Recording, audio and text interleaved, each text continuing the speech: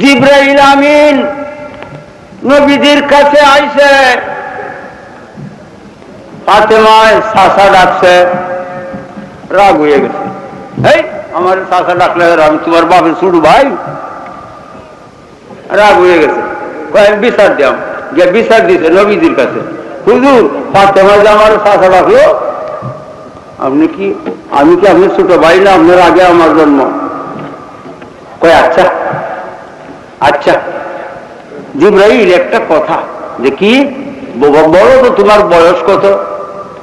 তুমি আমার বড় না ছোট হলি পরিচয়, বলো তোমার বয়স কত? জিবরাইলে কই, হুজুর আমি আমার বয়সের কথা তো কইতারতাম না, তবে আমি একটা ঘটনা জানি। যে কি ঘটনা জানো? যে চতুর্থ আকাশের মধ্যে একটা নূরের নক্ষত্র উদয় হইত 70,000 বৎসরের মধ্যে একবার। চতুর্থ আকাশে। এই কথাটা কোথায় থেকে আমি বলছি? কাফায়া আইন সাদ তাফসীরে রুহুল বয়ান, কাফায়া আইন সাদের তাফসীর থেকে। আচ্ছা, চতুর্থ আকাশের মধ্যে একটা নূরের তারকা উদয় হইত 70,000 বৎসরের মধ্যে একবার। হুজুর আমি এই নক্ষত্রটিকে আমার জীবনে 72,000 বার উদয় হইতে দেখছি। জিবরাইলের বয়সটা কত অঙ্ক দেন তো? 70,000 বৎসরের মধ্যে একবার একটা নক্ষত্র দেখছে। 70,000 বৎসরের ভিতরে আর নাই, 72,000 বৎসর উদয় হইতে দেখছে জিবরাইলে। নবীজি বলেন, তুমি নক্ষত্রটি চিনো? হে জিবরাইল, তুমি চিনো?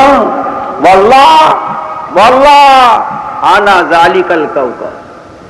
আল্লাহর কসম, এই নক্ষত্রই আমি নবী মুহাম্মদুর রাসূলুল্লাহ ছিলাম। জিবরাইল কয়, হুজুর গো 70,000 বছরে একবার দেখতাম কেন? বাকি সময় কোথায় থাকতেন? নবীজি বলেন, জিবরাইলে আমাকে আল্লাহর জন্ম দেওয়া মাত্রই আমি জানতাম পাচ্ছি আমার উম্মতে দুনিয়া পরিপূর্ণ, তাদের নেতৃত্ব আমার করতে হবে। এই উম্মতের নেতৃত্বের দায়িত্ব আমার উপরে। আমি জানাই সেজদায় পড়িয়া গেছি, সেজদায় পড়িয়া রাব্বি হাবলি উম্মতি উম্মতি উম্মতি। এক সেজদায় 70,000 বছর কাঁদছি। 70,000 বছর পরে মাথাকে উপরে উঠাইয়া আল্লাহর দিকে চাইছি। আমার 70,000 বছরের কান্নায় আমার উম্মতরে আল্লাহ মাফ করছেননি। এমনি ভাবে 72,000 সেজদা দিয়েছি, প্রতি সেজদায় 70,000 বছর আমার অতীত হইয়া গেছে। সেই নবীজি দুনিয়ায় আলমে নাসুতের দৃশ্য জগতে আসিয়া পাহাড়ের গুহে না খায়া পেটে পাথর বান্ধিয়া সেজদা ভরিয়া রাব্বি হাবলি উম্মতি বলে কাঁদে।